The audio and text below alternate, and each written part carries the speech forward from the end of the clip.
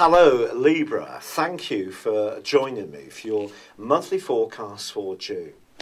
I've had quite a few people corresponding to me through YouTube saying that basically the challenge of being a Libra just seems to go on. Why are things so tough for us, Patrick? I think a lot of the story goes back to the role of Pluto. Pluto is a planet which can eliminate things from our lives. And sometimes it's things that we're not actually ready to let go of. But very often Pluto has this incredible ability to, it's almost like shamanism. It can tune right deep into us to understand what we really need, sometimes before we're aware of it. And the changes that it makes can be quite radical, harsh, difficult, but often it opens up a way forwards, which ultimately gets there. But unfortunately, because its transits are so long-lasting, and it came into this location in 2008, and it's going to be in it until 2023, it's a tough go for anyone who's got any Libran energy in their situation. And of course, I've got a Libran ascendant, so I can really relate to where some of you are coming from. But I think this month actually offers an opportunity to really look at life in a really bright and very positive way. And one of the reasons for this is that if you tuned in last month, you'll know that the nodal axis reversed back into the sign of Leo. But the interesting thing is that that retrograde, or it's called inverted direction, has actually moved forwards quite a lot and is forging a brilliant link with Uranus, which is the other planet that's been mischief-making for Librans over the last few years, since 2010. But the nodal axis, or the point of destiny, where we're heading in our life, if you like, in terms of potential, and for you, the sign of Leo is very much about friendships and group activities. Well, that's forging an amazing link with Uranus, and all through this month. Also, your ruling planet, Venus, is going to be on the move too. Initially this month it is in a very positive location and then gets very deep and passionate. And Jupiter, the planet of hope and expansion and optimism, which has been tracking backwards for 4 months, also goes into direct motion on the 9th. So let's just go through those once again. The nodal axis, the north node, the dragon's head, is forging an amazing link with Uranus all through this month. Uranus is about risk-taking. It is about sometimes moving outside of our comfort zone. Sometimes it's about asserting our independence. Sometimes it's about being more challenging. If you are a Libran that gets too caught up in the needs of others or is too passive to the needs of others, this is an opportunity to reinstate a real sense of your authenticity. This particular influence is very helpful to you. So embrace it with both hands. Also, Mercury, the planet of communication, although it's in a very delved-in part of your scope for the first week, it then moves to join up with the Sun in your sister air sign of Gemini.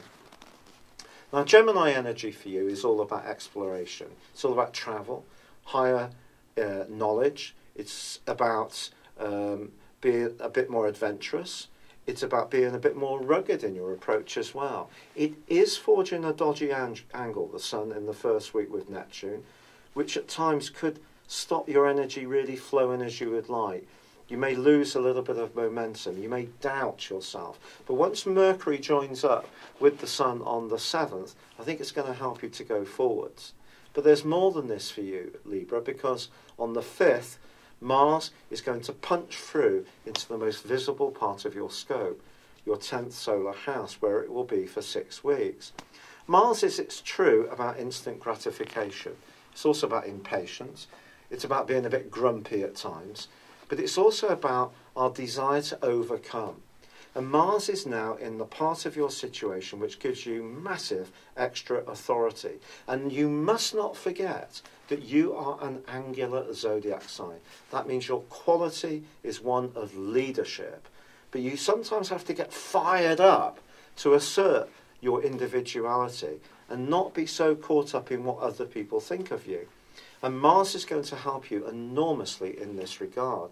In fact, there's more to come. Yet there's no doubt about it, The 9th, beg your pardon, I'll just go backwards. Venus on the 6th moves into a very deep and seductive part of your situation. And in fact, Mars and Venus are forging a pretty nice link this month, which you can choose into. If you are a business person or entrepreneurial, that can be good for you. Perhaps in love, there's going to be some moves around property or a deeper commitment. But Mercury moves on the 7th, and then on the 9th, Jupiter goes direct after 4 months. It does still continue to forge an obtuse angle to Neptune, suggesting that you shouldn't war gather. You must focus your energies in a very narrow way if possible. But there is a full moon. And this full moon suggests that there could be some kind of intense discussions at the very heart of this month, particularly if you encounter someone who doesn't agree with you in quite a radical way. If you're travelling anywhere, do not rush. Enjoy the journey. Saturn is going to be opposite both Mercury and the Sun. If you try to force the pace, you won't get there any quicker. You'll just end up there pretty stressed. You might get lost. Your sat-nav may break down. You may encounter someone who cuts you up on the motorway. So why not chill out? But if you are involved in any kind of legalities, make sure your facts are absolutely right at the heart of this month. Now, Neptune goes forwards, goes into retrograde on the 16th. Be cautious about this, because Neptune has really been working away at you since 2012 in terms of your sacrificing in situations, especially at work.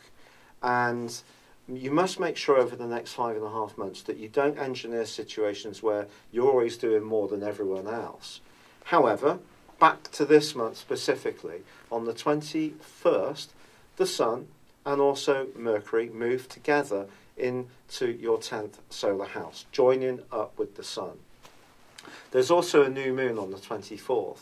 This is a fantastic opportunity, this last third of June, to really strut your stuff. Forget what other people are thinking or saying about you. That's not to say that you shouldn't be sensitive or caring, but I mean all those trivial little worries that may go round sometimes. Put them to one side. Be determined to be goal-orientated, know what those goals are, and really go for it in a purposeful way. You could absolutely amaze people by what you can achieve towards the end of this month. Now, it may upset someone in your family. It may upset someone close to you. You may make a decision about a property matter that may bring some conflict to the fore, but your desire to actualise who you really are is going to be so strong as this month comes to a close. Put all the frustration of all those months behind you that you're writing to me about and be determined to be a winner. It's been a real pleasure being with you. Thank you for joining me. Good luck and goodbye for now.